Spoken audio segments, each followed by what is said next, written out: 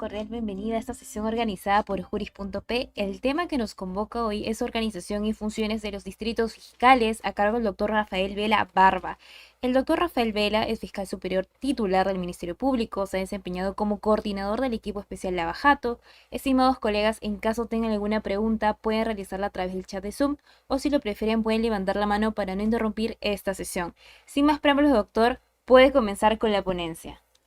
Muchas gracias, muy buenas tardes. Es para mí siempre un especial privilegio compartir estos espacios académicos en donde podemos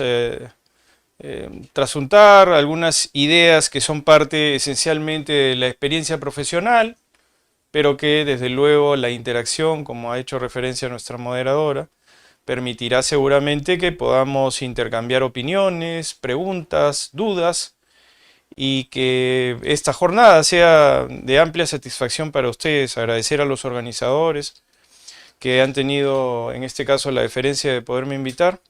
y por supuesto que siempre atento a cualquier tipo de interrupción que es válida, porque de eso se trata, de que la virtualidad trate de emular al máximo posible lo que podría ser el estar juntos interactuando dentro de un salón de clases. Las aulas virtuales, dentro de las posibilidades tecnológicas, creo que son muy amplias en poder albergar no solamente a muchas más personas de las que a veces pueden caber dentro de un claustro académico, sino que adicionalmente también podamos tener la capacidad de que esa conexión, esa interconexión nos permita, reitero, ser siempre lo más amplios posible respecto a algunas ideas que serán interesantes en el tema que se me ha planteado, que es la organización y funciones de los distritos fiscales, referido específicamente al Ministerio Público, que es una institución constitucionalmente autónoma. Desde la Constitución del año 1979 es que el Ministerio Público se desvincula del Poder Judicial, porque es llamativo y ahora tal vez es parte de la historia el hecho de que podamos establecer la evolución normativa de lo que ha sido la vigencia del principio acusatorio, que materializa por esencia o por excelencia el trabajo que la Fiscalía ha venido realizando en distintos campos del derecho. Evidentemente sí es verdad que las fiscalías de familia han ido evolucionando también normativamente y antes había una cierta intervención en algunos asuntos de carácter privado, es decir, en asuntos de naturaleza del derecho civil, pero que luego esto ha ido evolucionando, convirtiendo al Ministerio Público en una institución tutelar del Estado que esencialmente se encarga de ser tutor de legalidad, pero que busca principalmente ser el representante de la sociedad y del Estado ante las posibles conductas delictivas que eventualmente se puedan haber producido y que tenga un rol tutelar y protagónico precisamente en aspectos fundamentales como es esencialmente la proscripción de la impunidad de conductas delictivas de todo tipo y que para eso necesita organizarse en términos de eficiencia de tal manera que permita que su trabajo pueda ser un trabajo eficaz, efectivo, eficiente, un trabajo que tiene ciertamente muchísimas dificultades desde el punto de vista organizacional, porque como contexto creo que cabe notificar a la sociedad, y estos espacios académicos son también pertinentes para poder establecer estas discusiones y estas ideas, hay que claramente establecer que el Ministerio Público hace un enorme esfuerzo dentro de su componente administrativo, de su componente factor humano, para organizarse con escasos recursos. Y esa optimización de recursos es la que finalmente permitirá cumplir en la mayor medida posible lo que son los propósitos propios de la normatividad del bloque de constitucionalidad que ahora, claro está, como hemos hecho referencia, desde el año 1979, ya el Ministerio Público es una institución, es un organismo constitucionalmente autónomo que se desvincula del Poder Judicial para tener una autonomía plena funcional que garantice también que en el desarrollo de su trabajo el Ministerio Público cumplirá sus deberes de legalidad, de probidad, de intervención y ser el titular de la acción penal pública eminentemente ahora, porque ya dentro de los aspectos civiles ya no tiene un grado de intervención directa, pero que esa condición tutelar de ser el titular de la acción penal pública, de ser detentor del principio acusatorio. Creo que esto es interesante porque vamos a ver que hay un organismo que ahora se dedicará exclusivamente en términos administrativos a lo que es la vigencia del principio acusatorio, materializada a través del sistema procesal penal. Y hay una oficina dedicada exclusivamente a ello. Entonces, cuando el Ministerio Público, que tiene digamos, esta relativamente nueva posición, cuando se desvincula del Poder Judicial y forma parte de una institución constitucionalmente autónoma, por cierto, requiere organizarse también para el cumplimiento de esos fines. Y hacía énfasis en esta reflexión porque el Ministerio Público ahora, con la vigencia del principio acusatorio, es una institución que ha sido exigida en términos de un mayor dimensionamiento desde el punto de vista de su garantía procesal, desde el punto de vista de lo que significa también la puesta en marcha de todo lo que ha sido una variación significativa de paradigmas dentro de los cuales se trabaja y que evidentemente en esa búsqueda y necesidad de autonomía requiere también funcionalidad. Y es ahí donde encuentra las principales dificultades, esencialmente vinculadas a su presupuesto.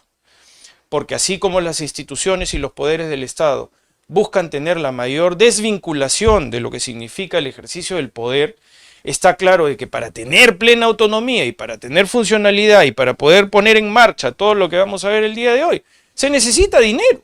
se necesita recursos suficientes para que los fiscales en principio puedan tener sus remuneraciones justas, para que los asistentes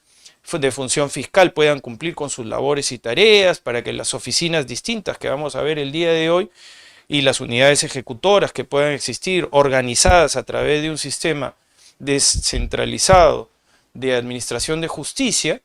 es decir, presidencias de juntas de fiscales superiores, coordinaciones de fiscalías supraprovinciales o nacionales, todo esto lo vamos a ver, por supuesto estoy estableciendo un contexto general, todo esto requiere recursos y requiere de dinero. Entonces, en la medida en que no tengamos la suficiente capacidad autonómica de poder administrar nuestros propios recursos, y esta es tal vez una posición desde el punto de vista funcional que siempre es reclamada por nuestros órganos jerárquicos, que tengamos la mayor capacidad de autonomía significa que tengamos los presupuestos suficientes como para poder cumplir con nuestras labores, que no seamos mendigos de recursos financieros, en tanto y en cuanto también el Ministerio Público tiene que cumplir tareas tan complejas y tan confrontacionales a veces con el poder, que incluso puede abarcar hacia quienes detentan la capacidad financiera de poderle otorgar esos recursos al propio Ministerio Público. Entonces nos encontramos evidentemente en una paradoja, porque por un lado al Ministerio Público se le exige, en casos de gran criminalidad o de corrupción contra el poder, de investigar inclusive a representantes del Congreso de la República e inclusive a representantes del Poder del Poder Ejecutivo, inclusive hasta la propia posibilidad de tener que investigar al presidente de la República, por supuesto, con todas las restricciones que conocemos respecto a la intervención ahora última, jurisprudencial del Tribunal Constitucional, que ha restringido severamente la capacidad investigativa del Ministerio Público, pero más allá de esa polémica que no nos toca el día de hoy ocuparnos, sí, por supuesto, nos hace reflexionar cómo toda esta organización, que es una mega organización, es una mega corporación finalmente que requiere de recursos financieros suficientes para su funcionalidad, muchas veces depende que esos recursos sean otorgados por quienes el Ministerio Público investiga. Y esa paradoja notoria, digamos, que siempre plantea dificultades en todo sentido, esa paradoja nos hace reflexionar cómo tal vez en algún momento aspiremos a que finalmente el Ministerio Público, así como el Poder Judicial, que es un poder del Estado que se construye sobre el paradigma de la independencia en el ejercicio de la función jurisdiccional, que está incluido así en la Constitución Política del Estado, refleje de la misma manera en el Ministerio Público que el Ministerio Público sea una institución constitucionalmente autónoma, que detente el principio acusatorio y que también sea una institución autónoma de cualquier poder ajeno al que corresponde a sus tareas y sus obligaciones y sus trabajos que debe realizar. Entonces, claro, el trabajo que realiza el Ministerio Público es, por un lado, singular en el respeto de cada fiscal en el Perú, en distintas zonas, que tienen que cumplir con sus tareas, con sus obligaciones. Por un lado, que hay, digamos, un mundo aparte, individual, que tiene que ver con la autonomía que cada fiscal tiene en el ejercicio de sus funciones, pero por otro lado en ser componentes dentro de una gran organización que tiene jerarquías, que tiene distribución de roles y tareas, que tiene capacidad de organizarse en términos de especialización alta, que tiene que organizarse también en base al aumento incluso de la propia criminalidad en términos generales, y que debe a su vez asociarse con otras instituciones del Estado y efectuar una coordinación interinstitucional de carácter permanente. Reitero, volvemos siempre al origen de esta situación, que no se trata solamente de tener capacidad idónea respecto a quienes son los componentes fundamentales de una institución como el Ministerio Público, que son los fiscales, porque es la razón de ser de un organismo constitucionalmente autónomo, son los fiscales. Pero para que los fiscales puedan hacer su trabajo, requieren también un soporte de carácter administrativo y una organización que corresponda a la búsqueda de mayor eficacia y eficiencia en su trabajo, y que todos puedan tener la capacidad operativa mínima, por lo menos. Ciertamente somos el Ministerio Público, y digo somos porque yo soy parte del Ministerio Público, soy fiscal superior a mucho honor. Entonces, como tal, que seamos capaces de tener los elementos mínimos logísticos para que podamos proyectar nuestro servicio público en términos lo más, digamos, asociados posible a la calidad que debe tener el servicio de justicia. Una alta calidad que merece la sociedad en general. Es decir, que sus fiscales estén en condiciones de que en términos jurídicos den soluciones en las que exista un perfecto equilibrio entre lo que son las garantías de los ciudadanos a tener un debido proceso, a defenderse, en fin, a presentar todas las capacidades propias de la sostenibilidad de sus derechos, el derecho a la defensa, el debido proceso, la propia posibilidad de que tengan toda esa amplitud de batería de oportunidades de poderse defender, y que finalmente el Ministerio Público también sea capaz de sostener su trabajo, evitando también el factor de impunidad, que es un factor que lacera a la sociedad. Ahora, por ejemplo, que nos encontramos en un momento tan complejo dentro del avance de la criminalidad, la modificación permanente de la legislación, que muchas veces puede ser proclive incluso de favorabilidad hacia el crimen en general, al crimen simple, al crimen organizado, complejo, nos encontramos ante la necesidad siempre de plantear que toda esta estructura que vamos a, en algunos casos seguramente descubrir, a quienes están más familiarizados con el sistema de justicia, tal vez a precisar, que toda esta estructura tenga un propósito, que es el propósito de que las instituciones ganen en términos de confianza y credibilidad. Y para eso, claro, es un poco difícil que se pueda hacer un trabajo que no tiene los recursos correspondientes para su funcionamiento. Nos hemos acostumbrado a que las distintas áreas en el Ministerio Público trabajen sobre índices de precariedad, y esa precarización del servicio de justicia, en donde vemos fiscales que a veces trabajan pues en condiciones, yo diría que muchas veces hasta inhumanas, ¿no? Porque lamentablemente esta heroicidad que puede darse, no hablo solo en Lima, ¿no?, sino también en lugares muy alejados del Perú, en donde la función fiscal es heroica, porque también determina pues que tengan que desplazarse para cumplir con su trabajo a lugares inhóspitos, a lugares inaccesibles, y el fiscal siempre tiene que estar presente. Y para eso tiene o debe tener la logística suficiente como para que pueda responder con la misma exigencia de la sociedad, ¿no? Y eso evidentemente siempre tiene detrás, cuando existe la necesidad de la intervención de un fiscal, siempre tiene por detrás algún hecho que, por supuesto, es un hecho que demanda la acción del sistema de justicia, y que como tal siempre hay lesividades, hay efectos que se producen, algunos de mayor o menor consideración, inclusive mediática, y que esto produce hasta sensibilidad social, ¿no? Sensibilidad de quien pierde un ser querido, sensibilidad de quien eventualmente sufre las consecuencias de la comisión de un delito y que como tal siempre hay una exigencia permanente de que el fiscal haga su trabajo con prontitud. Pero no siempre pensamos de que ese fiscal muchas veces no tiene los medios suficientes como para poder actuar, ¿no? Entonces, les agradezco mucho por haberme permitido esta reflexión inicial, que es una reflexión de contexto, evolutiva hasta cierto punto de lo que ha sido el Ministerio Público antes, dependiente del Poder Judicial. Antes los llamados agentes fiscales formaban parte, por ejemplo, del Poder Judicial. No eran autónomos, era, digamos, como un apéndice que trataba de brindar un cierto nivel de garantía, ¿no? Desvinculado de lo que podría ser la actividad del Poder Judicial, que nos ha acompañado además siempre sobre paradigmas construidos esencialmente en materia penal. No hablo de los asuntos civiles o de familia que antes existían en el caso de los fiscales, que muchas veces tenían algún grado de intervención, sino fundamentalmente en el hecho de que antes pues, se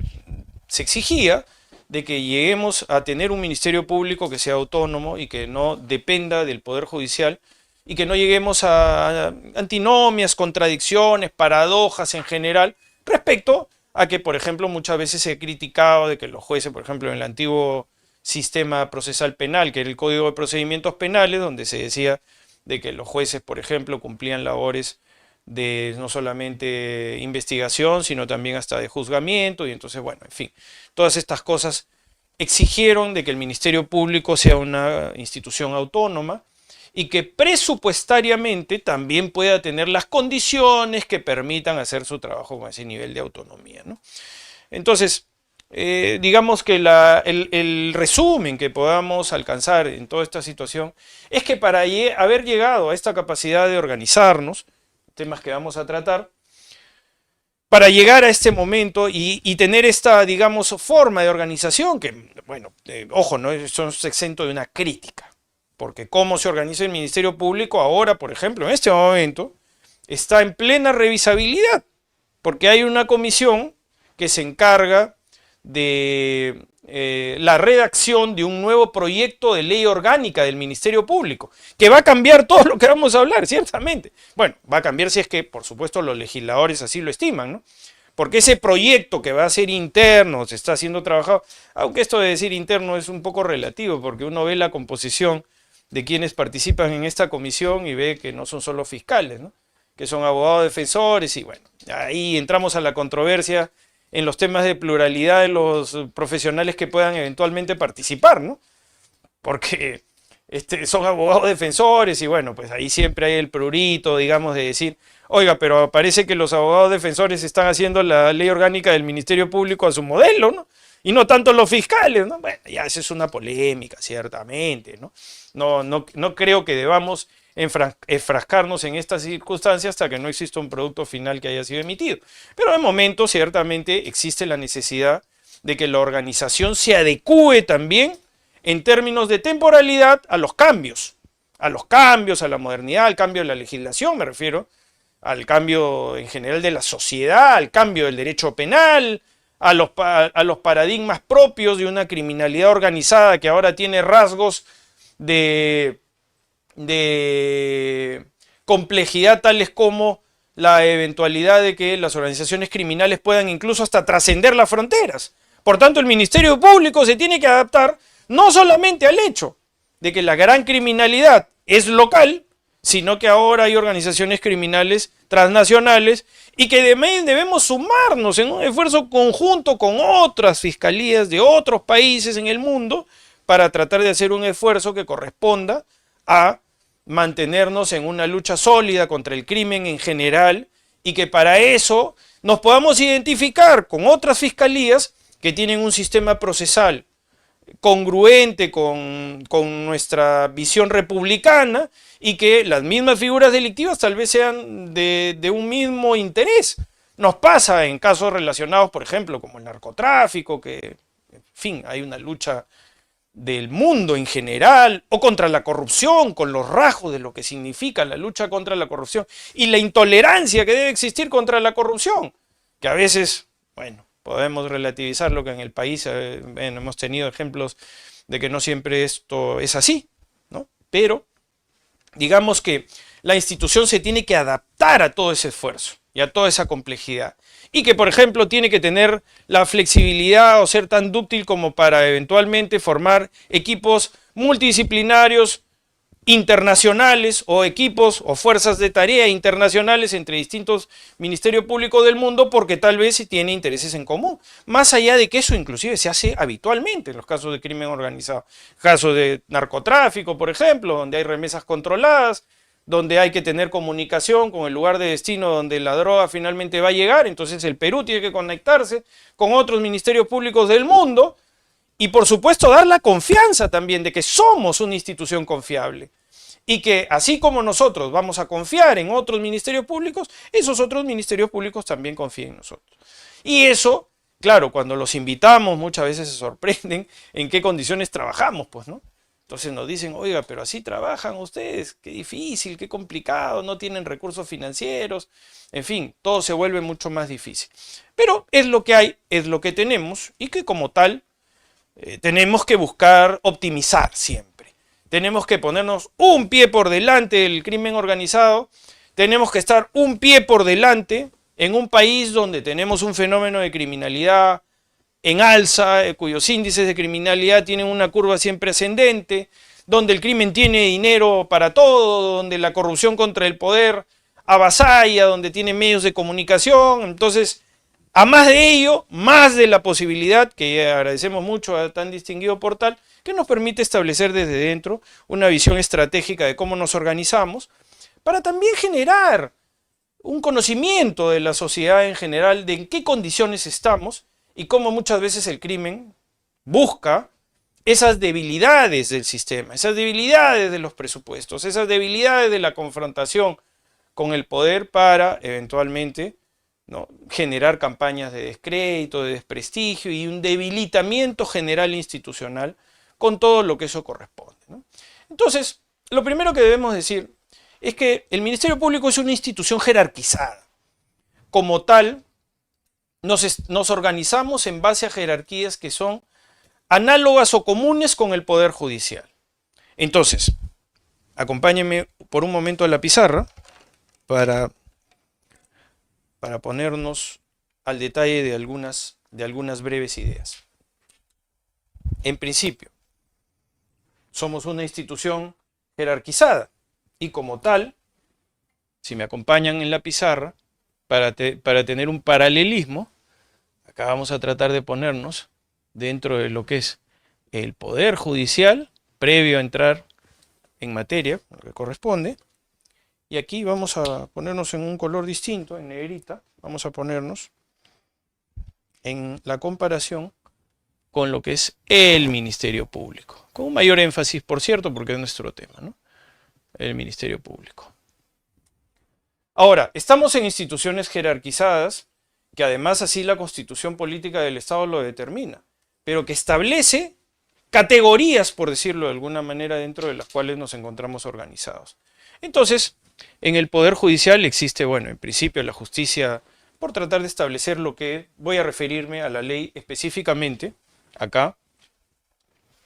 a la ley de carrera,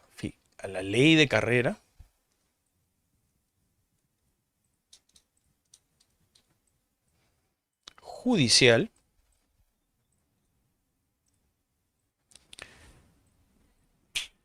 y para intercambiar acá los colores en el énfasis, acá vamos a poner la ley de carrera fiscal. Como veremos, ambos tienen una regulación de cómo es que eventualmente la carrera fiscal y judicial se va a poder establecer dentro de sus límites de deberes y de funciones y obligaciones, además también de sanciones que pudieran corresponder a los diferentes componentes, tanto del Poder Judicial como del Ministerio Público. Recuerden ustedes que el Poder Judicial es un poder del Estado, claro está, ¿no? Dentro de la visión clásica constitucional que podamos tener, y el Ministerio Público es un órgano constitucionalmente autónomo para establecer, por ejemplo, los símiles en el derecho anglosajón, ¿no? Cada vez que ustedes escuchan, ¿no?, este anglicismo que se llama the people versus, ¿no? Entonces, aquí quien representa a la sociedad es el Ministerio Público. Entonces, nos encontramos dentro de este esquema de regulación, que es un esquema compatible, además, adicionalmente, con la ley orgánica del Poder Judicial, y aquí, con la ley orgánica del Ministerio Público. Esto de acá, interesante, porque es lo que se está modificando. Ley orgánica del Poder Judicial, no conozco si existe un proyecto por el momento, pero entiendo de que esto siempre está en permanente revisión, ¿no? Pero digamos que así nos encontramos organizados, dentro de jerarquías que están incluidas o reguladas en el Poder Judicial, en la Ley de Carrera Judicial, y en el Ministerio Público, en la Ley de Carrera Fiscal. La ley orgánica del Ministerio Público, compatible también, bastante desfasada en el caso del Ministerio Público, y la ley orgánica del Poder Judicial, que ha sido modificada, pero que también tiene sus propias dificultades respecto a cómo es que eventualmente se está organizando. Pero así es que se incluyen las jerarquías. Entonces, es interesante esta regulación porque las jerarquías están detalladas en este agrupamiento de carácter jurídico. Es decir, aquí es donde encontramos, y aquí, por cierto, vamos a ir borrando esta parte para poder establecer cómo es que eventualmente las jerarquías en instituciones, ambas jerarquizadas, nos acompañan. Entonces, como estamos hablando de la ley de carrera judicial, entonces tenemos primero que el primer estadio son los juzgados de paz letrados, ¿no? Juzgado de paz letrado. Porque hay, por supuesto, estoy hablando los que están organizados en la ley de carrera judicial. Hay juzgado de paz no letrado, ¿no?, que también lo pongo acá con un asterisco, pero vamos a establecer esto para establecer la comparación con el Ministerio Público. Entonces hay juzgados de paz letrados que están organizados para distintas competencias, y hay, por cierto, también juzgados penales. Para establecer la comparación, un juez de paz letrado tiene el nivel, digamos, remunerativo de un fiscal adjunto provincial. Vamos a llegar justamente a la Junta de Fiscales Supremos, pero quiero por eso establecer el contexto. Y un juez penal tiene a su vez el nivel de un fiscal provincial.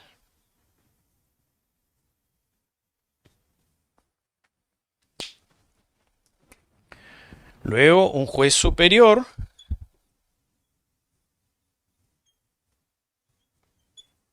y un juez supremo.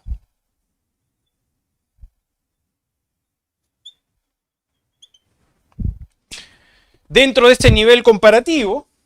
acá encontramos a los fiscales superiores y acá a los fiscales supremos. Digamos que para aspectos remunerativos, más o menos esta pequeña referencia nos puede contextualizar para pasar luego a un tema más específico de cómo nos encontramos organizados en el Ministerio Público. Entonces, en niveles remunerativos, se entiende de que un juez de paz letrado gana igual que un fiscal adjunto provincial, un juez penal gana igual que un fiscal provincial, un juez superior gana igual que un fiscal superior y un juez supremo gana igual que un fiscal supremo. Pero ciertamente cumplen distintas tareas, cumplen distintas obligaciones. Y como vemos, la cúspide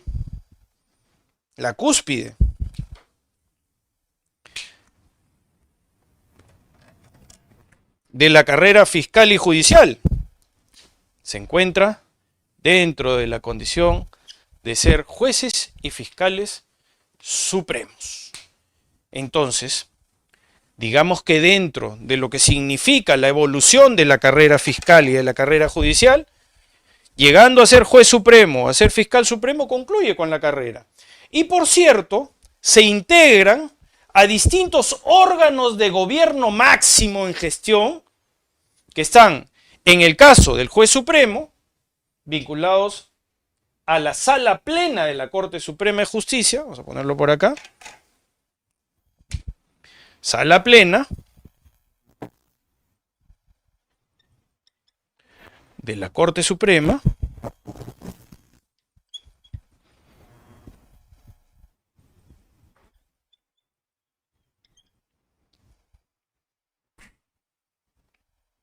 sala plena de la Corte Suprema de Justicia, y en el caso de los fiscales supremos, vamos para allá, acompáñenme, a la Junta de Fiscales Supremos, que es el órgano máximo de representatividad y gestión en el Ministerio Público. Es decir, se trata del agrupamiento de todos los fiscales supremos titulares, quienes conforman la Junta de Fiscales Supremos, que es el órgano máximo de gestión y representación que designa al fiscal de la nación. Entonces, como veremos acá, es el órgano de mayor jerarquía del Ministerio Público, es presidido por el fiscal de la nación y es integrado por los fiscales titulares que están a cargo de las Fiscalías Supremas. Entonces, estamos ante el órgano de gestión máximo porque a su vez es el órgano que elige a su presidente, que es el fiscal de la nación, quien además lo va a dirigir por un espacio de tiempo de 3 años. El fiscal de la nación es elegido por los miembros de la Junta de Fiscales Supremos por 3 años. Y además también elige al representante del Ministerio Público ante el Jurado Nacional de Elecciones. Antes, hasta hace muy poco, luego de una crisis derivada precisamente de un notorio caso público, digamos, con bastante relevancia y atención social, que fue el caso del denominado, o sea, así se conoció, ¿no? El caso de los cuellos blancos del puerto, a partir de la aparición de una serie de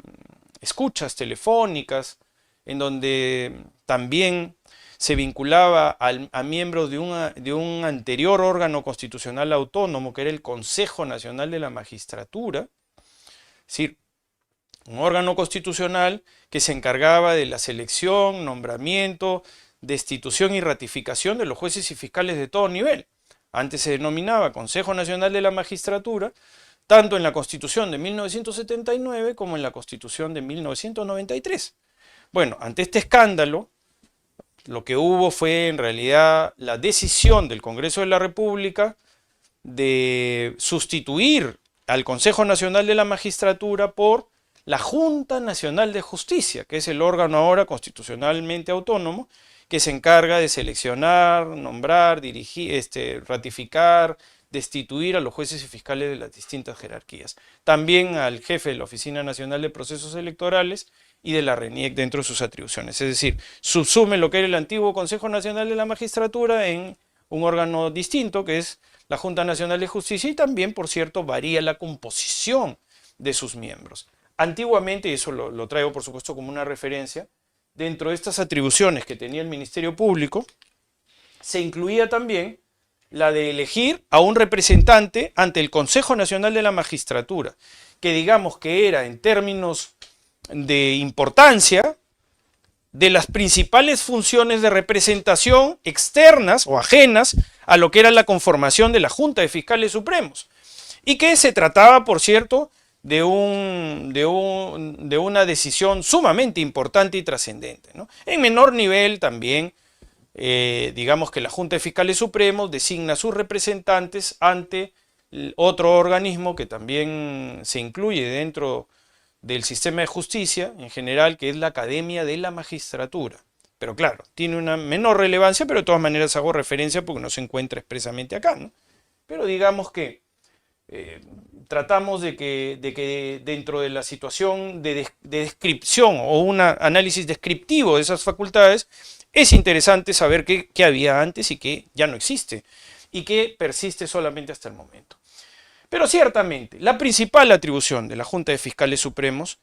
está vinculada a su gobernabilidad, a la gobernabilidad institucional.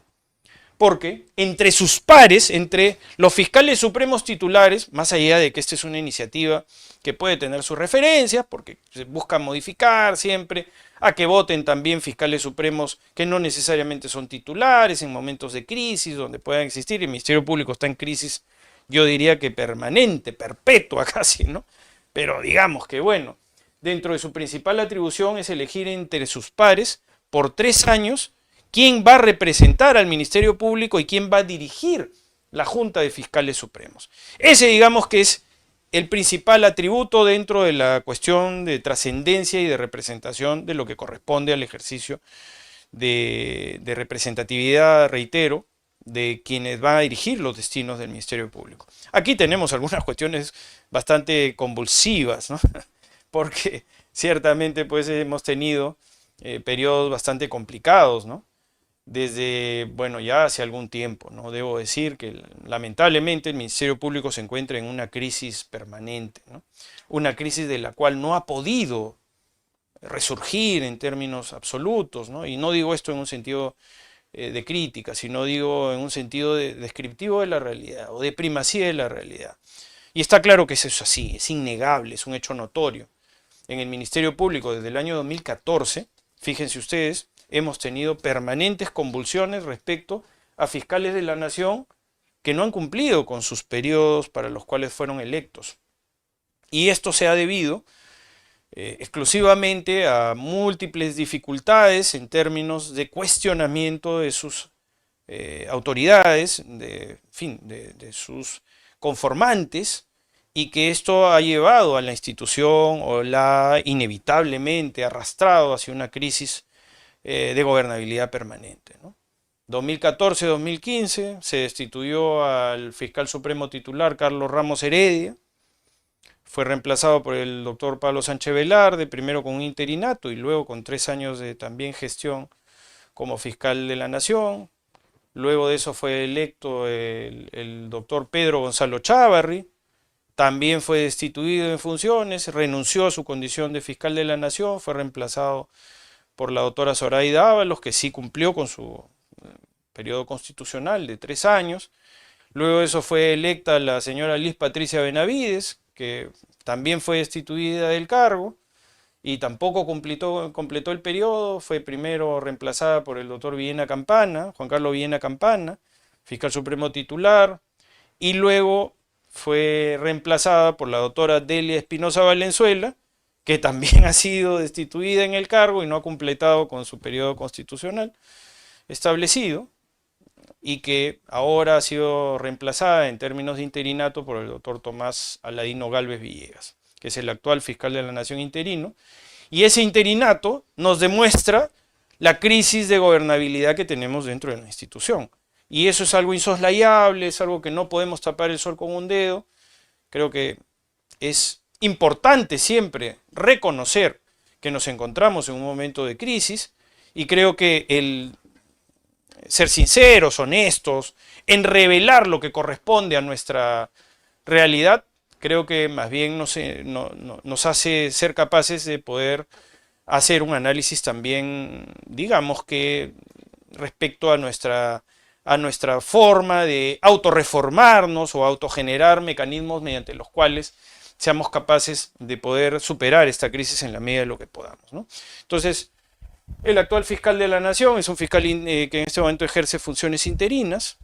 Esperamos de que pueda nombrarse un nuevo fiscal de la Nación, seguramente lo podrá hacer en breve término, y que esto nos permita recuperarnos como institución, ¿no? Nos permita sobreponernos a las dificultades y a las circunstancias. Dicho esto, de la misma forma, y ahora nos encontramos en una coyuntura especialmente relevante, el Ministerio Público también designa un representante ante el Jurado Nacional de Elecciones. Y fíjense ustedes lo trascendente que resulta en este momento. Ser parte del Pleno del Jurado Nacional de Elecciones, que muy pronto, en el mes de abril, determinará en elecciones que deberán ser, seguramente, libres, transparentes, determinará la elección de un nuevo presidente constitucional de la República y de un nuevo Congreso bicameral de la República. Por tanto, la expectativa que existe del sistema electoral y de los organismos electorales es muy alta. Y es precisamente donde también estará enfocada la decisión, la ejecutoria y la participación activa de la representante que ha nombrado la Junta de Fiscales Supremos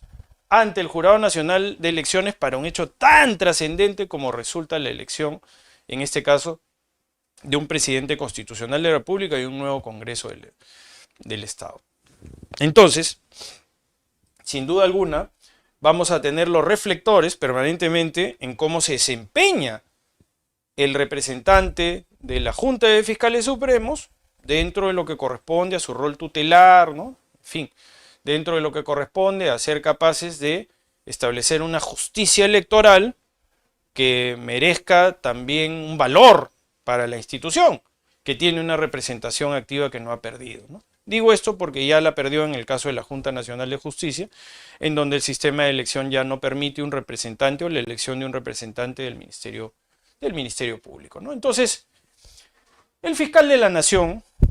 que debe ser electo por un periodo de 3 años y que debe tener la capacidad de gobernar la institución durante este periodo de tiempo, si es que no existieran vicisitudes o circunstancias como las que hemos venido transitando, debe ser capaz, además de gestionar en términos administrativos, porque es, digamos, la cabeza administrativa de todo el aparato organizacional del Ministerio Público, en términos de jerarquía, pero también en términos de efectividad respecto a que todos los órganos de gestión administrativa tienen una dependencia directa, digo, los que tienen una trascendencia nacional, que no están asociados a unidades ejecutoras, que son muy pocas en el Ministerio Público, todo esto es gobernado directamente por el fiscal de la Nación. En otras palabras, el fiscal de la Nación tiene la capacidad de nombrar, por ejemplo, en términos de confianza, a su secretario general, vamos a verlo más adelante seguramente, tiene la capacidad de nombrar, por ejemplo, a su gerente general y a todos sus órganos, digamos, de gestión administrativa, empezando por el gerente general, ¿no? Que es, digamos, probablemente después del fiscal de la Nación, el órgano de mayor relevancia e importancia porque es quien gestiona y ejecuta el presupuesto del Ministerio Público. El escaso presupuesto del Ministerio Público lo gestiona el gerente general a través de sus órganos de gobierno, ciertamente, distintas gerencias organizadas que son también cargos de confianza. Por tanto, el asunto relevante es que cada 3 años el Ministerio Público, a partir de la elección de un fiscal de la Nación, seguramente cambia toda su plana de acompañamiento dirigencial, por decirlo de alguna manera, para ser más preciso, cambia toda su plana de gerencias administrativas, porque seguramente el nuevo fiscal de la Nación desea contar con gente que sea de su especial confianza. Entonces suele nombrar un nuevo gerente, porque no tenemos lamentablemente planes de desarrollo institucional a largo plazo y no tenemos tampoco una carrera pública que pudiera determinar, por ejemplo, que el gerente del Ministerio Público sea el mismo gerente, digamos, para todas las gestiones transversales, que podría ser lo ideal, ¿no? Pero ciertamente es un cargo de confianza, por tanto, cada fiscal de la Nación que llega con su proyecto personal, y ese proyecto personal implica el cambio del gerente general, el cambio de los distintos gerentes administrativos, y eso sin duda es una complejidad, porque si no cumple con su periodo de 3 años, como es lo que nos ha venido sucediendo, y al año va a caer el fiscal de la Nación, entonces hay un caos administrativo también, porque las políticas generales no son homogéneas. ¿Por qué? Porque de repente llega otro fiscal de la Nación, tiene otra visión estratégica, tiene otras prioridades, y finalmente se rodea de gente de su confianza. Entonces tenemos una alta rotación, volatilidad y por supuesto siempre hay un alto grado de, yo diría que de permanente reflexión y pregunta sobre hacia dónde vamos, ¿no? Y entonces, bueno, eso puede generar también un cierto desorden, ¿no?, dentro de los canales institucionales correspondientes. Las conformaciones en la Junta de Fiscales Supremos, hemos hecho referencia a la Fiscalía Suprema hace un momento, que es, digamos, la cúspide de la carrera fiscal. Los fiscales supremos son nuevamente seleccionados o por el Consejo Nacional de la Magistratura antiguamente. Todavía nos quedan fiscales supremos que han sido seleccionados por el Consejo Nacional de la Magistratura, cuando existía constitucionalmente. Está el doctor Tomás Gálvez, que es nombrado por el Consejo Nacional de la Magistratura. Está el doctor Luis Carlos Arce, también nombrado por el Consejo Nacional de la Magistratura, recientemente ambos reincorporados en funciones, luego de que tuvieron un tiempo en el que estuvieron destituidos en funciones, parte de la crisis también, institucional. Antes estuvo en funciones el doctor Pablo Sánchez Velarde, fiscal de la Nación, en múltiples oportunidades, tanto interino como, más de una por lo menos, 2 veces interino, me parece que ha sido el doctor Pablo Sánchez, y fiscal de la Nación en un periodo, que ahora no ha sido ratificado por la Junta Nacional de Justicia y cuya plaza suprema está pendiente de una decisión de reconsideración, me parece, ante la propia Junta Nacional de Justicia. Está la doctora Zoraida Ábalos, que ha sido también reincorporada luego de una injusta descalificación o inhabilitación por el Congreso de la República, que esto ha sido ya corregido por el Poder Judicial y se encuentra nuevamente en funciones como integrante de la Junta de Fiscales Supremos, nombrada también por el Consejo Nacional de la Magistratura. Y finalmente también el doctor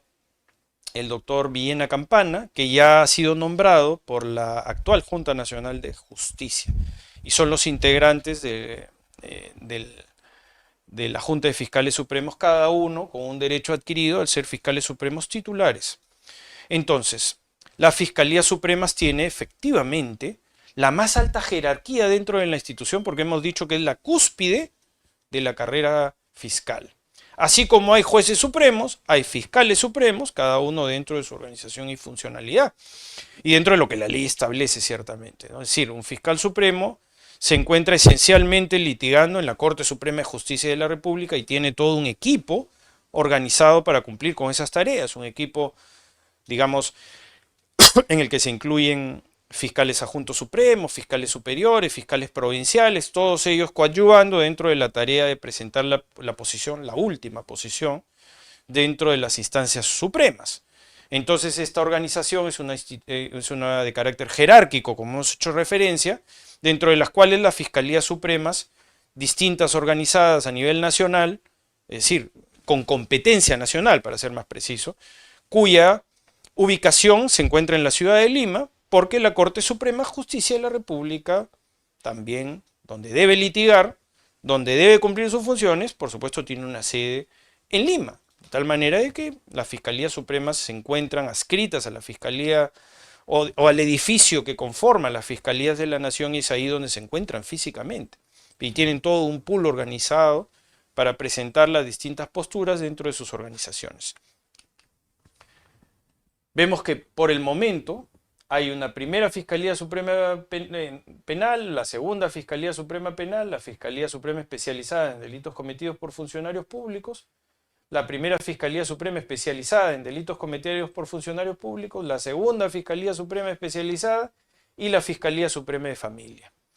De momento hay alguna que sí se encuentra todavía en un proceso de transición, porque como hice referencia, en el caso de la primera Fiscalía Suprema, especializada en delitos cometidos por funcionarios públicos, se trata del doctor Pablo Sánchez Velarde, quien no ha sido ratificado en funciones, pero que se encuentra en este momento todavía agotando un recurso administrativo impugnatorio, que es el recurso de reconsideración, me parece, y que todavía no ha sido decidido, entiendo, y que es por eso que todavía no se ha nombrado a su sucesor. Se encuentra solamente un fiscal adjunto supremo encargado, ¿no? Entonces, dentro de la organización, eso lo vamos a ver también brevemente para establecer cómo nos organizamos, pero estas son las fiscalías que en este momento, ¿no?, encuentran, como veremos, dentro de la organización, la división de roles y tareas en función de la muy alta especialización que el Ministerio Público ha ido evolucionando también, ¿no? y que ahora nos encontramos ante un mundo de especialización, de muy alta especialización, en donde ha sido necesario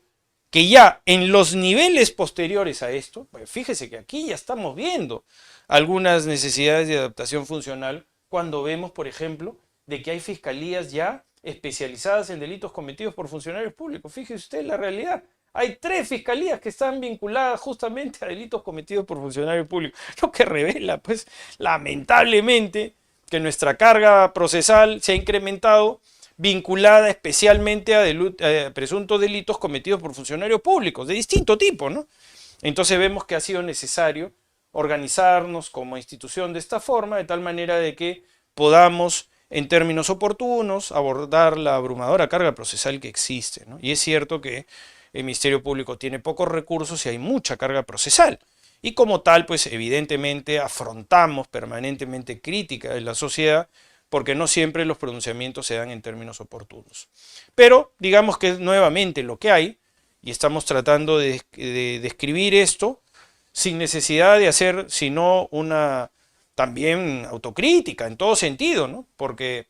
de la misma manera que se nos exige, que creo que es válido que se nos exija, debería también incorporarse la necesidad de que nuestros presupuestos sean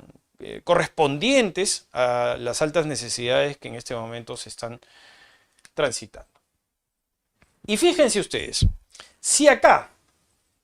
habíamos visto que ya había la necesidad de que en la Corte,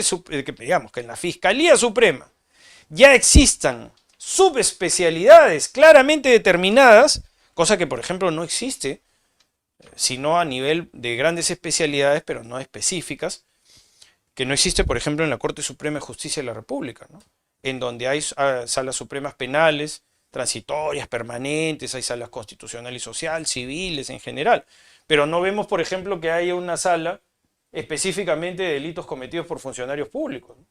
No la hay. Claro, hay competencia funcional de jueces supremos, eso sí existe, ¿no? Y lo vemos a diario en el canal Justicia TV, por ejemplo, ¿no? Lo vemos a diario, vemos que eso sucede todos los días. Pero no quiere decir que el Ministerio Público siga también vinculándose estrictamente, inclusive, a lo que la Corte Suprema haya podido hacer, ¿no? Porque en este caso el Ministerio Público tiene una posición de vanguardia porque acompaña la necesidad social de crear, por ejemplo, una Fiscalía Suprema que esté vinculada a los delitos cometidos por funcionarios públicos. Pero ojo, si vemos que esto puede tener un carácter excepcional, ya cuando pasamos a otros niveles, vemos que es una necesidad ya imperiosa, una necesidad que no se puede soslayar. Es decir, el avance de la especialización en la criminalidad ha hecho de que existan fiscalías especializadas y que el Ministerio Público se haya tenido que adaptar a una realidad que demanda otro tipo de versatilidad.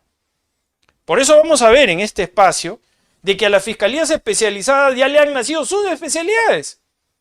Y entonces esas subespecialidades han tenido por su crecimiento la necesidad de agruparse administrativamente y tener una funcionalidad diferenciada o singular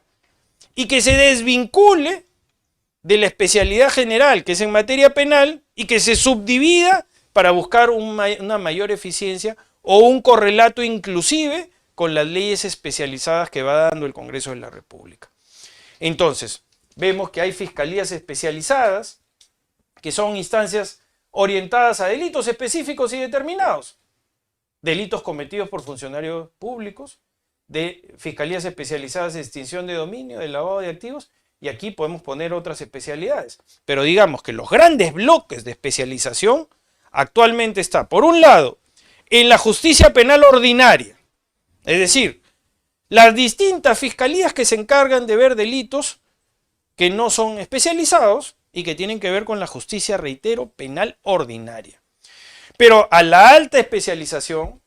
aquí hay algunas referencias, el delito de corrupción de funcionarios, extinción de dominio, lavado de activos, y yo incluiría también a las fiscalías de crimen organizado. Yo he tenido el muy alto honor en el Ministerio Público de ser el coordinador nacional de las fiscalías de lavado de activos, he sido fundador de las fiscalías de extinción de dominio, he tenido ese alto honor, creamos la Fiscalía de Extinción de Dominio en la gestión de la doctora Zoraida Ábalos. He sido posiblemente uno de los coordinadores más longevos en el delito de lavado de activos, porque fui coordinador nacional durante prácticamente 10 años, ¿no? Ahora ya no lo soy, porque por una disposición del actual fiscal de la Nación, se ha nombrado como coordinador a un nuevo colega, que es un colega que reúne las máximas calidades personales y profesionales y que son rotaciones que son parte, digamos, de los cambios que se puedan dar y que muchas veces son hasta saludables porque son visiones distintas de algo que de repente merece tener una visión enfocada en términos tal vez estratégicos diferenciados para que la institución se beneficie. Así que creo que los cambios no son malos per se, son malos cuando tienen un propósito negativo. Es decir, cuando detrás de un cambio lo que se busca es perjudicar una investigación o el desarrollo de una investigación. Pero los cambios como tal siempre pueden existir porque las personas van pasando por la institución, de repente pueden tener otros desarrollos profesionales, renuncian o ascienden, o se enferman, Dios no quiera, ¿no? En fin, el problema no son los cambios nunca. El problema es el propósito del cambio. Si el propósito del cambio es para mejorar, pues bienvenido sea. Pero si el propósito de los cambios es para perjudicar, evidentemente hay detrás de esa decisión una clara forma de intervención en la autonomía de los fiscales y eso por supuesto nunca puede ser algo que admitamos como parte integrante del Ministerio Público, como tal, ¿no? Y que esos cambios pueden tener el propósito de perjudicar las investigaciones y no de favorecerlas o de fortalecer las distintas áreas, que es lo que debería hacer cuando se decide un cambio. Entonces, a mí me ha tocado también ser parte de las fiscalías de corrupción de funcionarios, es decir, he transitado en realidad por las 3 grandes especialidades y que cada una tiene una funcionalidad que está referida a su crecimiento y a su génesis también, ¿no? ¿Por qué existen las fiscalías supraprovinciales especializadas en corrupción de funcionarios? Porque ahí hay muchísima corrupción. Entonces resulta inevitable que el Ministerio Público se adapte y se organice para que a nivel nacional, en donde existen fiscalías que luchan contra los delitos cometidos por los funcionarios públicos, pues tengan una organización y una eficiencia suficiente como para que eventualmente la criminalidad no nos sobrepase. Ojo, que esta capacidad de organizarse es una capacidad que está plenamente evaluada y admitida por la Junta Nacional de Justicia y antes por el Consejo Nacional de la Magistratura, que emite títulos de los distintos fiscales especializados.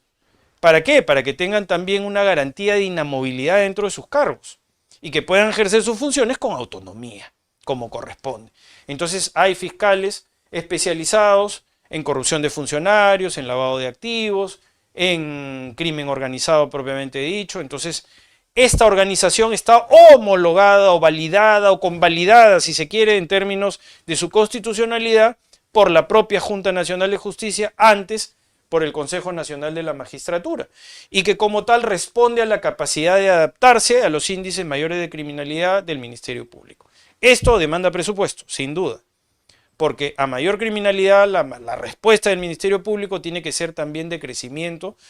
de la cantidad de fiscales, que tiene que ver per cápita siempre con la evolución de la población o digamos el incremento de la población en general y que va por supuesto cumpliendo año a año dentro de la mayoría de edad personas que tienen la posibilidad de incluso ser o asistir al ejercicio de sus derechos, pero también hacer, por supuesto, también probablemente si ofenden o infringen la ley, hacer también personas que la fuerza coercitiva del Estado merezca activar el sistema de justicia y se les puede imponer una sanción penal correspondiente. Como veremos acá, dentro de esta organización, las Fiscalías Superiores Coordinadoras Nacionales, en las grandes especialidades que hemos hecho referencia, crimen organizado, lavado de activos, corrupción de funcionarios, que dicho sea de paso, estoy nombrándola en tercer término, pero es la más grande de todas, la de corrupción de funcionarios, porque tiene fiscalías a nivel nacional, requiere una logística y una organización propia. Y por tanto, la institución también ha determinado de que las fiscalías superiores coordinadoras sean los órganos administrativos de mayor nivel o jerarquía para poder establecer todo lo que corresponde a cumplir con la logística suficiente para que los fiscales en los distintos lugares del Perú puedan hacer su trabajo con suficiencia. Entonces, para ello, se dio un reglamento en el año 2015 en la gestión del doctor Pablo Sánchez Velarde que establece todas las funciones dentro de las cuales las coordinaciones administran o gestionan la logística, los recursos humanos, los recursos no financieros directamente, pero sí todas las necesidades que se adscriben directamente a la Fiscalía de la Nación, porque resulta que las fiscalías coordinadoras nacionales especializadas dependen directamente de la Fiscalía de la Nación como cargo de confianza. Y esto es un asunto también bastante enfático, ¿no? Porque tal vez nos plantea desde el punto de vista del análisis crítico que las fiscalías coordinadoras son probablemente, dentro de la capacidad de organización del Ministerio Público, las más complejas, porque tienen muchas personas dentro de su gestión y administración y que dependen exclusivamente de la Fiscalía de la Nación. Y esto, por cierto, siempre es un tema a repensar de cómo eventualmente también la alta volatilidad o el cambio de las distintas fiscalías coordinadoras nos puede llevar al escenario de que también el trabajo no siempre sea el de políticas claras de visión estratégica de cada coordinador. Esto lo digo, ojo, lo digo en función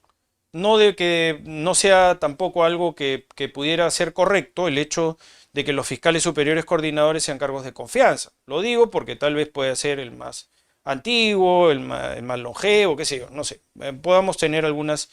otras ideas para que siempre se sostenga la autonomía de los fiscales, que es el valor fundamental por el cual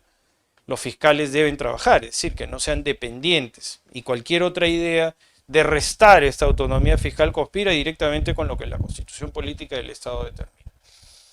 Entonces, fiscales superiores coordinadores nacionales,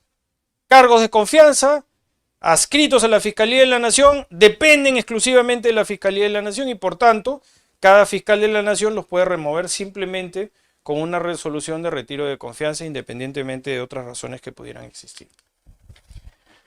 Las juntas de fiscales superiores y provinciales sí tienen una diferencia significativa, porque distinto a la organización y funciones de las especialidades que tienen coordinaciones nacionales, que están todas centradas en Lima, que están vinculadas, por ejemplo, a la ley de crimen organizado, porque esto es importante, las fiscalías superiores coordinadoras nacionales, casi todas están vinculadas a la vigencia y aplicación de la ley de crimen organizado, a excepción de una fiscalía de narcotráfico, ¿sí? Que es una fiscalía especializada, que ahora ha sido ya subsumida por la Fiscalía de Crimen Organizado, ¿no? Porque no encontraba mucho sentido que exista un coordinador nacional de tráfico ilícito de drogas cuando es un delito que por lo general, o casi en términos absolutos, se ve en las fiscalías de criminalidad organizada. Y ahora ya se han generado algunas otras, ¿no? Las fiscalías medioambientales, las fiscalías de derechos humanos, ¿no? Que son también especializadas. Y aquí, después, vamos a hacer un breve análisis de lo que han sido la vigencia de los equipos especiales, que digamos, no le doy el mayor espacio porque ya hay una decisión de la Fiscalía de la Nación de haber sido desactivados todos los equipos especiales, y esto sin duda ha generado pues mucha opinión, mucha polémica. Yo lo trato de enfocar siempre en términos académicos porque sería muy poco elegante, porque yo he sido uno de los coordinadores de esos equipos especiales, que pudiera hacer abogacía, digamos, convencimiento de algo que, bueno, finalmente ha sido una atribución del fiscal de la Nación. Sí lo puedo criticar porque no tengo, creo, que ningún reparo en hacerlo, pero creo que en términos descriptivos, que es lo que nos ocupa y para lo cual he sido convocado, es preferible que nuestro tiempo vaya esencialmente a que ustedes sean capaces de ver cómo estamos organizados. Entonces, las especialidades van por un lado, los equipos especiales por otro. Y en el resto, que no es menor, sino que es también una tarea titánica, una tarea de mucho enfoque, porque tiene que ver con la criminalidad ordinaria, por decirlo de alguna manera, sin que esto suene despectivo, porque es igualmente importante y trascendente un fiscal penal especializado que un fiscal especializado en determinadas áreas específicas. Ambos tienen las mismas preeminiscencias y obligaciones como fiscales superiores. Es decir, no hay una diferencia en ese aspecto significativa, sino que simplemente unos se ocupan de aplicar leyes especiales y otros de aplicar leyes generales. Pero ambos tienen su propia complejidad y, por supuesto, su propio involucramiento y su rendición de cuentas, sin duda, ¿no? Cada cosa tiene su importancia y su trascendencia. No quisiera que tampoco estas ideas vayan a interpretarse como que puede ser más importante una determinada especialidad en el Ministerio Público versus, de repente, la Junta de Fiscales Superiores y Provinciales, que no son necesariamente conformadas en su mayoría por fiscales especializados. Entonces, la Junta de Fiscales Superiores tiene diferencias con las coordinaciones nacionales. Los fiscales superiores son 3 o más y se reúnen en junta bajo la presidencia y por convocatoria del fiscal más antiguo o de quien esté ejerciendo sus funciones. Lo mismo ocurre con los fiscales provinciales en lo civil y en lo penal de una provincia, ello de conformidad a lo establecido en la Ley Orgánica del Ministerio Público. Bueno, los fiscales civiles ya sabemos que han tenido una modificación y ya exactamente sus funciones son cumplidas dentro de lo que la ley ha determinado. Pero lo que quiero decir fundamentalmente, porque además yo luego soy un fiscal especializado, pero formo parte de la muy honorable Junta de Fiscales Superiores de Lima, que es además el distrito fiscal que más fiscales tiene, en general, por una obvia razón, digamos, de que Lima es una ciudad estado casi, por decirlo de alguna forma, ¿no? Es una megalópolis en general. Entonces, sin duda que en términos de organización se justifica pues que tenga la mayor cantidad de fiscales, así como los tiene de jueces, ¿no? Entonces, dicho esto, yo formo parte de la Junta de Fiscales Superiores de Lima y que tiene, por supuesto, una absoluta respetabilidad, porque además, a diferencia de lo que les hacía referencia en las fiscalías especializadas, donde hay una dependencia directa del fiscal de la nación, porque es un cargo de confianza, los coordinadores nacionales de dichas áreas, a diferencia de ello, la Junta de Fiscales Superiores se organiza. Para que exista junta tiene que haber 3 o más fiscales superiores en cada distrito fiscal, lógicamente en Lima se supera ampliamente, pero representa desde el punto de vista de lo que significa la expresión directa de gobernabilidad y de democracia interna, la elección del presidente de la Junta de Fiscales Superiores, a diferencia de los coordinadores nacionales, es por un voto conformante de cada uno de los fiscales superiores que integran o de fiscales provinciales que integran dichas juntas. Por tanto, es una representación gremial directa, de democracia directa, de quienes conforman esas juntas. Y por tanto, su nivel de representatividad es muy alta, porque deviene de una elección o una competencia democrática entre sus pares. Así que, dicho esto, la Junta de Fiscales Superiores y Provinciales de distintos distritos fiscales que vamos a hacer referencia, que son muchos, cada uno por supuesto varía en su composición, ¿no? Porque no es la misma cantidad de fiscales superiores en Lima que en Lima Sur, que en Lima Este, que en Lima Norte, que, en fin, o que en distintas provincias, para que eventualmente podamos ver cómo nos organizamos, pero representa el ejercicio democrático entre sus pares. Por tanto, digamos que siempre es un asunto interesante el pensamiento de cómo esta democracia interna funciona. Y saber si eso, a partir de las modificaciones de la ley de carrera fiscal y judicial, o de la propia ley orgánica del Ministerio Público que se encuentra en revisión en este momento, puede plantear incluso un mecanismo de democracia interna, dentro de los cuales, de repente, el fiscal de la nación, o digamos, o en general, ¿no?, los coordinadores nacionales de determinadas especialidades deban ser elegidos por sus integrantes, ¿no?, a través del voto o el sufragio, digamos, directo que pudiera existir. Es un mecanismo interesante, ¿no? Porque no es que sea novedoso, sino que ya existe, como ustedes verán. Existe. Porque el presidente de la Junta de Fiscales Superiores se elige inter pares, con un voto, mayoritario ciertamente, ¿no? De los quórum correspondientes, qué sé yo, ¿no? Entonces, cuando ustedes vean al presidente de la Junta de Fiscales Superiores de Lima, centro, ustedes deben saber de que ese fiscal superior ha sido electo por sus pares. Bueno, sucede lo mismo en la Fiscalía de la Nación, dicho sea de paso, ¿no? Para elegir al fiscal de la Nación, ¿no? Es un mecanismo de democracia directa que siempre es una reflexión que cabe. Y lo mismo se hace ahora en la Junta de Fiscales Provinciales, que también es un órgano de representación. Por ejemplo, han tenido un papel preponderante, no hace mucho, cuando se reclamaban de manera justa la homologación de las remuneraciones con el Poder Judicial, ¿no? Porque resulta que hubo una distorsión durante varios meses, dentro de los cuales, por ejemplo, yo les hacía referencia al inicio de esta oportunidad que me sabe dar el portal, les hacía referencia a que un juez debe ganar lo mismo que gana un fiscal. Bueno, eso no pasaba. Entonces esa distorsión generó de que exista una legítima reclamación para que los fiscales, según la Constitución, deben ganar exactamente lo mismo que los jueces, pero no era así.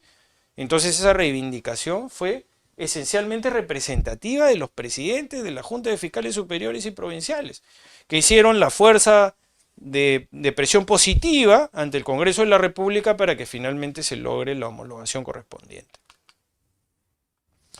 Los distritos fiscales que hacía referencia, que es la forma en la que están organizados, diferente de lo que es, o de lo que son las especialidades, ¿no? Que son supraprovinciales o que trascienden a un distrito fiscal, ¿no? Por un lado están las organizaciones relacionadas con las coordinaciones nacionales, ¿no? Donde ustedes verán que hay, por ejemplo, fiscales anticorrupción en Lambayeque, en Piura, en Arequipa, en Puno, etcétera, así como hay de lavado de activos en no todos los distritos fiscales, pero en varios de ellos. A diferencia, en el caso de los distritos fiscales en general, las áreas no especializadas o las áreas penales, por decirlo propiamente dichas, esas se encuentran en todos los distritos fiscales que conforman el Ministerio Público, que como ustedes verán acá son 34 distritos fiscales que conforman el Ministerio Público en el territorio nacional, cada uno con su respectiva presidencia de Junta de Fiscales Superiores, de acuerdo al distrito, y también con su presidencia de Junta de Fiscales Provinciales. Una cuestión solamente descriptiva: Amazonas, Anca, Chapurima, lo hemos puesto por orden alfabético. Esto lo van a poder ver, bueno, de manera precisa en las diapositivas. Creo que esto lo podemos ver rápidamente porque en realidad creo que si podemos estar familiarizados dentro de la estructura, es básicamente muy vinculada a lo que son los departamentos en el país, ¿no? Y que en algún momento se ha también pensado en la posibilidad, a través de la modificación de la ley orgánica del Ministerio Público, que tal vez los distritos fiscales se puedan agrupar para que luego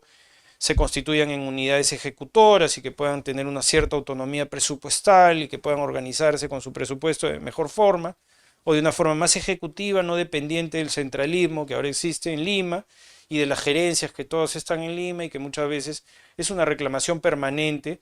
de los presidentes de juntas de fiscales superiores o provinciales que dicen que cada vez que necesitan algo tienen que venir a Lima, a hacer gestiones con todas las distracciones que en ello corresponden, ¿no? Entonces acá veremos que en realidad es interesante sí cómo se ha subdividido Lima, ¿no? También por su gran magnitud, ¿no? Y vemos que ahora en Lima, vamos a hacer una referencia breve acá, ¿no? Hemos puesto Lima Centro, pero vemos que hay Lima Este, Lima Norte, Lima Noreste, Lima Sur.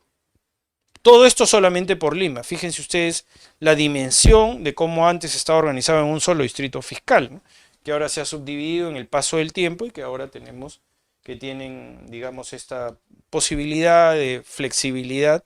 dentro de la cual las necesidades son descentralizadas, por lo menos en Lima, en lo que cabe, ¿no?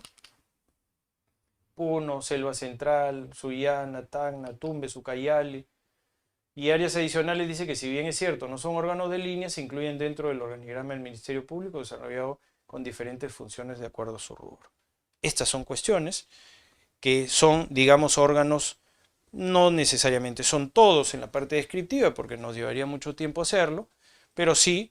estamos dentro de la necesidad de analizar algunos de ellos porque son tal vez los que resultan mayormente trascendentes dentro del desarrollo de las actividades del Ministerio Público. Permítame una licencia muy breve para tomar un poquito de agua y continuamos.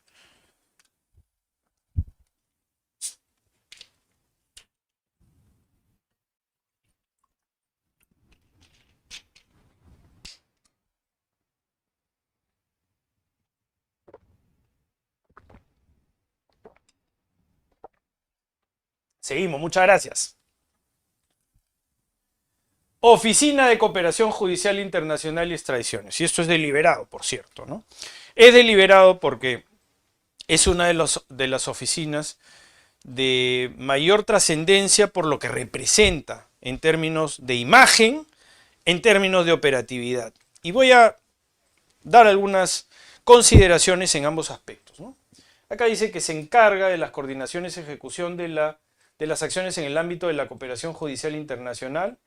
colaboración internacional para realizar diligencias en el exterior, asistencia de autoridades extranjeras, entre otros. Es nuestro rostro visible ante otros ministerios públicos del mundo. Es decir, es la oficina que interlaza o es la interfase, por decirlo de alguna manera, en un mundo de conectividad, en un mundo de logística vinculada a la telemática, al avance del Internet, de la inteligencia artificial, nuestro rostro representativo y visible ante otros ministerios públicos del mundo es la Oficina de Cooperación Judicial Internacional y Extradiciones. Y ha sido muy activa durante el desarrollo de las actividades propias de un equipo especial, que fue el equipo especial Lava Jato. Esto porque la envergadura del caso Lava Jato exigía que las estructuras del Ministerio Público estén lo suficientemente adaptadas a poder recibir, gestionar y compartir información a partir de las necesidades de otros ministerios públicos y las nuestras, o las necesidades propias de un caso de gran envergadura de corrupción transnacional vinculado a aparatos de criminalidad organizada, lavado de activos y corrupción de funcionarios. Entonces, ya no solamente estábamos ante un rostro, que debería ser un rostro, digamos, cuya fisonomía siempre sea la de presentar a la institución como parte de no solamente un ejercicio de voluntades de inserción general dentro de un mundo que está asociado a la lucha contra el crimen en general, cuyo compromiso debe así trasuntarse o verificarse, sino que adicionalmente terminaba siendo también un músculo que ayudaba a las fiscalías especializadas que se encontraban a dedicación exclusiva a través de una fuerza de tareas como era el equipo especial Lava Jato, a que puedan cumplir con sus tareas, con su propósito y sus obligaciones. De tal manera de que activar este músculo fue absolutamente trascendente y necesario, y por tanto no solamente era el mejor rostro posible de presentación ante otras fiscalías en el mundo, sino que adicionalmente también materializaba la necesaria convergencia que existía con otros ministerios públicos. Nos tocó a nosotros, por ejemplo, especialmente con Brasil, con Suiza, con los Estados Unidos de Norteamérica, plantear relaciones de cooperación internacional permanentes. Dice, sus ámbitos de acción comprenden procesos de extradición, asistencia judicial internacional, traslado de condenados, exhorto consular, recuperación de activos. Fíjense ustedes, todo lo trascendente que resulta la Oficina de Cooperación Internacional. Y fíjense ustedes, además, permítanme ser enfático en este tema, porque ha sido uno de los más importantes, el tema de la extradición. En el caso Lava Jato, como ustedes podrán recordar, porque es un hecho público y notorio, demandó no solamente activarnos en términos de asistencia judicial internacional permanente, fuimos el Ministerio Público que más asistencias judiciales internacionales requirió en el mundo, vinculadas específicamente a todas las necesidades que se plantearon de activar la cooperación internacional con la República Federativa de Brasil en el caso Lava Jato. Y eso se pudo hacer porque hubo una permanente coordinación con la Oficina de Cooperación Internacional que promovía o posibilitaba de que podamos incluso como equipo especial ir a buscar prueba al extranjero y que se nos facilite nuestro trabajo en aspectos de cooperación mutua permanente. Fue tal vez sí más con el lado de Brasil, pero nosotros salimos al mundo. Fuimos a Israel, fuimos a Andorra, a España, a Suiza, hemos estado en Panamá, en Costa Rica, en los Estados Unidos de Norteamérica, en Brasil, en Colombia, en alguna medida, República Dominicana, como hemos hecho referencia. Es decir, activamos la cooperación del mundo. Y eso también se posibilitaba a partir de tener una unidad de cooperación internacional fortalecida. Y nos tocó, en algún momento, activar el principal campo de acción dentro del cual desarrolla sus actividades la Oficina de Cooperación Internacional, que son los procesos de extradición. Y nos tocó nada menos que extraditar a un expresidente constitucional de la República, el señor Alejandro Toledo Manrique, que el día de hoy tiene una doble condena con autorización de extradición expresa de los Estados Unidos de Norteamérica. El señor Alejandro Toledo fue entregado a la justicia del Perú en el mes de abril del año 2023 para que sea juzgado por el Perú. Y eso fue una convalidación de todos los aspectos procesales que se habían realizado en el Perú. Es decir, que el señor Alejandro Toledo, que se defendió activamente en los Estados Unidos de Norteamérica, fue entregado al Ministerio Público del Perú, específicamente al equipo especial Lava Jato, porque claramente dijo a nivel de su sistema de justicia que el señor Alejandro Toledo no era un perseguido político, no era un perseguido por sus ideas, se le había garantizado sus derechos, se le había garantizado un debido proceso, había evidencia abrumadora suficiente de una posible culpabilidad y que tenía que someterse a un debido juzgamiento en su oportunidad y que el Perú brindaba todas las garantías para ello. Por eso al día de hoy el expresidente Alejandro Toledo tiene una doble sentencia de condena. Una por el caso Interoceánica, vinculada específicamente al caso Lava Jato, y otra por el caso Ecoteva, que es el caso de adquisiciones inmobiliarias en un proceso de lavado de dinero, en la que ha merecido una sanción del sistema de administración de justicia penal,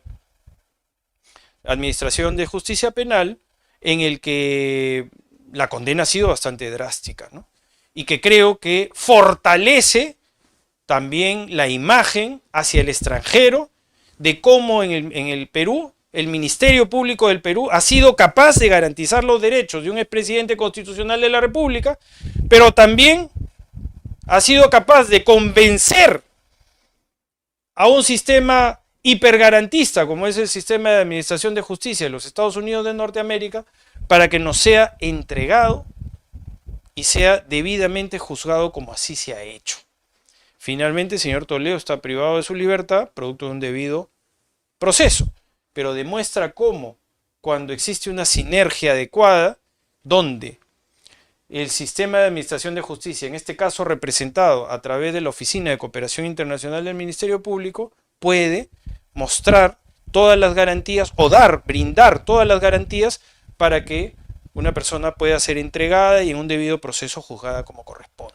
Y creo que ese es el mejor ejemplo de cómo esa respuesta se ha dado en términos efectivos, más allá de toda controversia. Porque aquí sí yo debo decir que el que quiere ver, que vea. Porque eso es un tema que no se puede negar ni de manera interna en el Ministerio Público, ni de manera externa en la opinión pública en general. Porque ciertamente es producto de todo este gran esfuerzo que hace la institución, donde finalmente se culmina con digamos, todo ese proceso como tal, con las sentencias de condena correspondientes. Vamos avanzando en el programa de asistencia a víctimas y testigos, que también es un área estratégica del Ministerio Público que busca proteger a un grupo especializado, brindando también no solamente protección en términos, digamos, de lo que pudiera ser la seguridad propiamente dicha de una víctima o de un testigo de un acto delictivo, sino que eventualmente también se le viene un soporte o un equilibrio a través de un equipo interdisciplinario que a partir de digamos, de distintas especialidades pueda no solamente proporcionar, reitero, en las investigaciones y procesos penales medidas de protección, sino también de resguardo de integridad sobre las víctimas y los testigos que eventualmente deciden acudir al sistema de justicia, porque ciertamente en la ausencia de confianza del sistema nos encontramos siempre muchas veces ante la vicisitud o la incertidumbre de poder decir sí, que muchas personas a veces no denuncian los hechos por temor o porque piensan de que van a ser revictimizadas o porque van a tener que sufrir un calvario, un vía crucis luego dentro del ingreso al sistema y activación del sistema de justicia. Y muchas personas se sienten autodisuadidas porque el Estado no brinda las garantías suficientes de protección,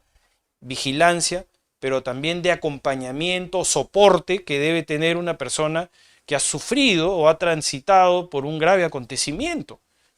ya sea como haberlo presenciado o de ser una víctima o un agraviado directa de la comisión de algún ilícito. Los criterios de asistencia integral, de apoyo y de acompañamiento son los que gobiernan precisamente esta área estratégica y que nos llevan hacia este escenario que hemos dicho, para tratar de buscar proyectar confianza dentro de la sociedad y que existan más denunciantes, existan más personas que no obstante ser víctimas se sobrepongan a una situación tan complicada y finalmente lleguen a activar el sistema de justicia para que no exista impunidad, para que se proscriba la impunidad, pero para eso se requiere tener un fortalecimiento propio para que finalmente las personas que deciden hacerlo no se sientan luego defraudadas por el sistema. Y aquí siempre hay que tener una vigilancia ciudadana permanente y por supuesto también una descripción de la realidad nuevamente con los escasos recursos que tiene el Ministerio Público. Para tener un programa de asistencia a víctimas y testigos eficiente necesitamos también presupuesto y eso es lo que no tenemos. Hay grandes esfuerzos que se hacen por parte de la institución, pero nunca son suficientes. Y siempre estas tribunas y oportunidades son una especial posibilidad de que nos puedan acompañar dentro de estas reclamaciones que son absolutamente legítimas y válidas, que exista más presupuesto para que el Ministerio Público pueda cumplir con sus tareas. El Observatorio de Criminalidad,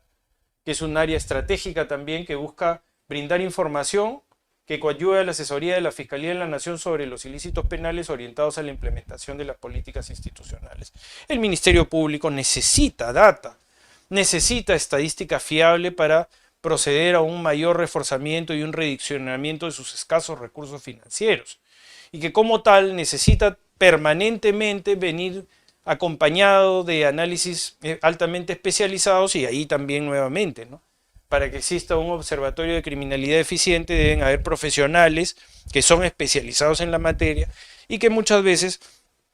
no necesariamente son profesionales que son altamente especializados, sino que muchas veces son cargos de confianza y eso evidentemente siempre conspira contra la mayor eficacia de un área estratégica del Ministerio Público que es muy importante porque, reitero, ¿no?, en una institución con escasos recursos financieros, la necesidad de ser selectivos y de optimizar los pocos o escasos recursos que tengamos nos hace a que tengamos que tener una precisión quirúrgica de dónde necesita más ser reforzada la institución para que pueda cumplir con su finalidad y que no exista un descrédito en la sociedad o altos índices de descrédito que descalifican muchas veces la tarea pese a su esfuerzo permanente, ¿no? Pese a que los fiscales inclaudicablemente buscan permanentemente realizar su trabajo, pero a veces es imposible porque no tienen los recursos financieros para hacerlo. La Oficina de Análisis Estratégico contra la Criminalidad complementa la otra oficina para brindar data específica de los ilícitos penales y las políticas de implementación de lucha, inclusive hasta en las iniciativas de carácter legislativo, ¿no?, que son permanentes porque la criminalidad avanza, se sofistica, va teniendo diferente diversificación, por decirlo de alguna manera, pese a que se trata más de un término que debe ser utilizado en una acepción, perdón, de legalidad, pero más allá de eso, evidentemente necesitamos esa data estratégica, quirúrgica, para poder establecer hacia dónde debemos fortalecernos u optimizar nuestros recursos escasos financieros que tenemos. En sus tareas revisa los fenómenos delictivos, cambios a través del tiempo que impactan en las modificaciones de los factores de los ilícitos penales, lo que hacíamos referencia. El crimen va cambiando, evolucionando, porque el derecho penal es un producto evolutivo permanente. Lo que ayer fue delito hoy día no necesariamente lo es, o lo es de una manera distinta, o con otros componentes. Entonces el derecho penal va cambiando a través de la vigencia del principio de legalidad penal, del principio de legalidad procesal penal.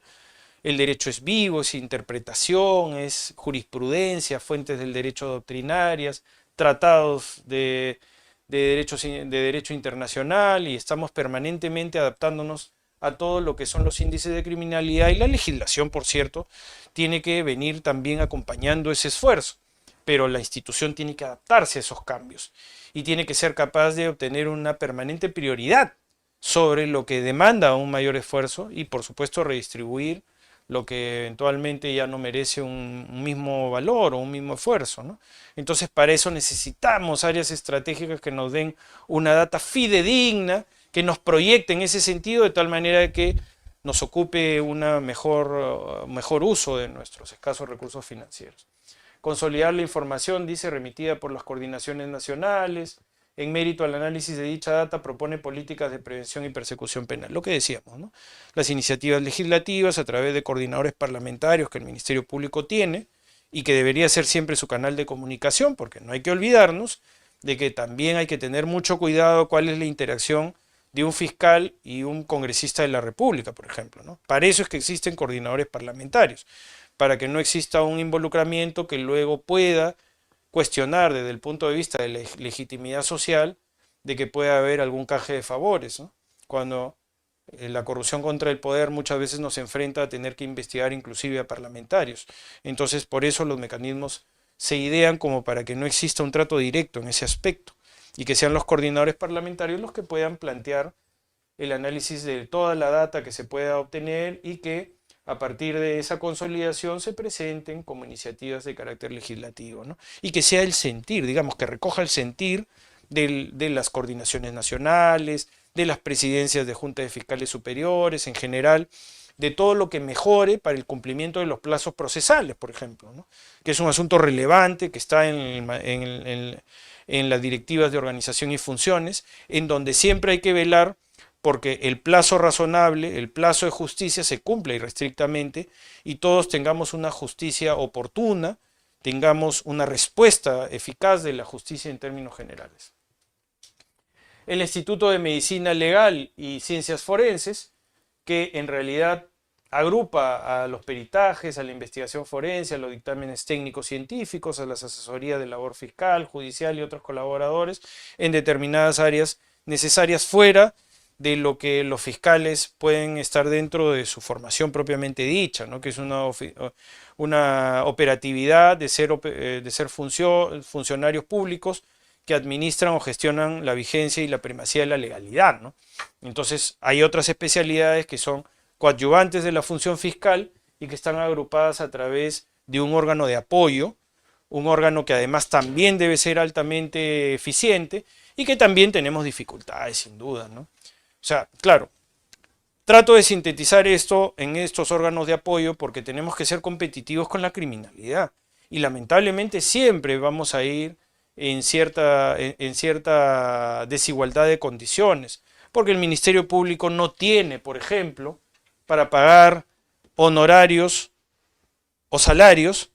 a peritos que de repente la criminalidad sí puede, ¿no? Y entonces ahí empezamos a tener dificultades. Médicos especialistas, ingenieros, contadores, economistas, etcétera, que tienen un mercado porque lamentablemente todas estas normas de austeridad y de no tener un presupuesto adecuado nos hace que estemos muchas veces en desigualdad de condiciones, ¿no? Hay excelentes profesionales, muy comprometidos en general, ¿no? Pero también es cierto de que la criminalidad tiene el dinero de su lado, tiene recursos financieros ilimitados y que el Ministerio Público debería también estar en condiciones de poder confrontar esa realidad a través de partidas presupuestales que le permitan en determinados casos inclusive ser capaces de contratar a personas que eventualmente puedan tener una experiencia profesional que no se incluye dentro del catálogo de oportunidades que tiene agrupadas en el Instituto de Medicina Legal y Ciencias Forenses del Ministerio Público. Siempre llama la atención, por ejemplo, en el caso del uso de los softwares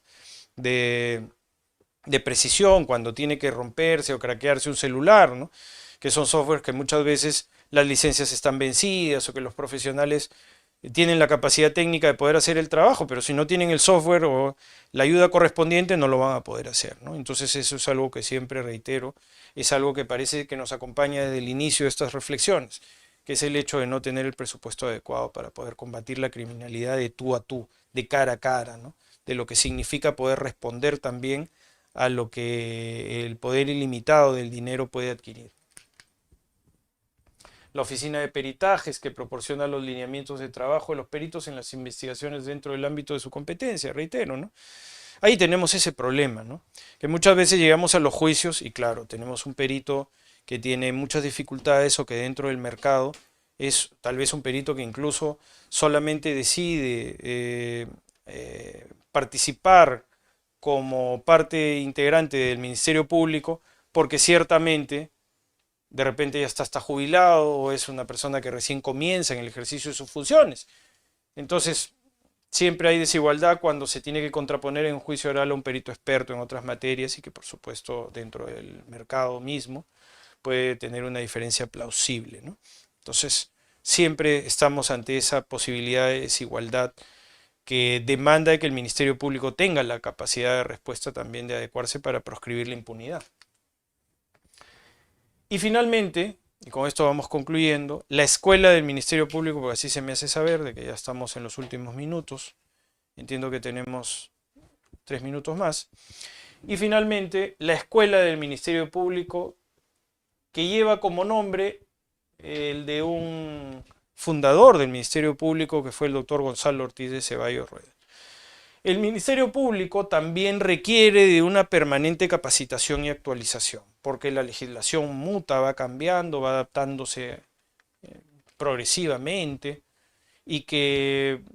obliga a que el fiscal sea un funcionario público, un operador de justicia que esté permanentemente actualizado y que reciba las últimas tendencias, informaciones, innovaciones también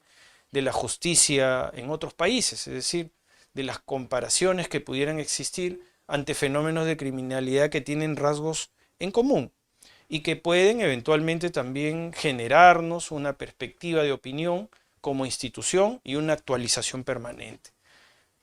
La Escuela del Ministerio Público busca capacitar permanentemente al personal fiscal, tanto administrativo como fiscal, de tal manera de que seamos capaces de que en el desarrollo de nuestras funciones podamos responder a la sociedad conforme ella lo demanda, ¿no? Y organiza cursos permanentemente interinstitucionales que fomentan experiencias, innovaciones, son muchas veces traídos ponentes extranjeros que buscan dar una aproximación, un análisis de nuestra realidad sin duda, pero también una aproximación a la legislación comparada. Y la legislación comparada suele brindar algunas soluciones ante circunstancias que se plantean y que muchas veces resultan propositivas en términos jurisprudenciales de lo que el Ministerio Público postula. Entonces es necesario que la capacitación sea algo que no solamente obedezca a la autopreparación del fiscal, sino que la institución también brinde un soporte para que el fiscal esté en condiciones de poder aprovechar todo lo que la institución le puede dar, reitero, en estos términos generales, pero que también son siempre interesantes porque retroalimentan inclusive con las propias experiencias de los que forman parte del Ministerio Público. La Secretaría Técnica, y esto finalmente, con esto concluimos, que les hacía referencia con la vigencia del Código Procesal Penal. El Código Procesal Penal, que ya no es nada nuevo, porque en realidad lo etiquetan como nuevo, pero en realidad, reitero, ya no es nuevo, porque ha sido en realidad promulgado en el año 2004, su vigencia está diferida para el año 2006 progresivamente a nivel nacional, ahora ya acaso sí por supuesto está en vigencia a nivel nacional a través de un esfuerzo permanente y progresivo que ha tardado mucho tiempo, y la Secretaría Técnica para la implementación del Código Penal se encarga de la revisión constante del proceso de implementación de esta norma innovativa que busca establecer paradigmas diferenciados ahora a través de la vigencia del principio acusatorio, brindando pues un modelo garantista, un modelo acusatorio, ¿no? Donde los paradigmas de tener un mayor rol protagónico de parte del Ministerio Público también generan de que seamos capaces de estar a la altura de las circunstancias en términos de reforma procesal penal, que digamos que el Perú tiene, lamentablemente, y digo esto de manera infausta, tiene todos los ámbitos de criminalidad posible que deben ser abordados a partir de una respuesta activa de la sociedad como tal. Bueno, les agradezco mucho, ya no tenemos más minutos por esta oportunidad. Estoy particularmente agradecido al portal Juris que me da esta aproximación que agradezco y que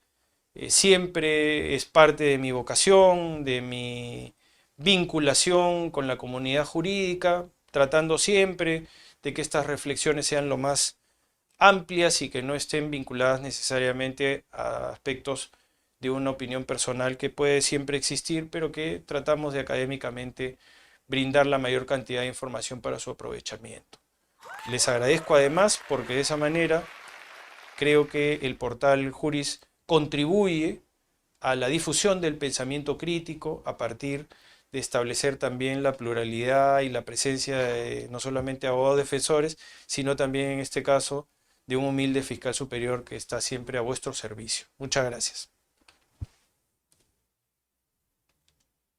Muchas gracias, doctor Rafael Vela, por su excelente ponencia y por formar parte de la plana docente de Juris.p. Estimados colegas, con esto estaríamos cerrando esta sesión. De igual manera, cualquier interrogante, el día de mañana a las 7:30 lo vamos a estar absolviendo. Recuerden, el día de mañana tenemos la clase de gestión y funcionamiento del despacho fiscal. En su aula virtual ya van a poder tener acceso a estas diapositivas. Muchas gracias, estimados colegas. Nos vemos el día de mañana.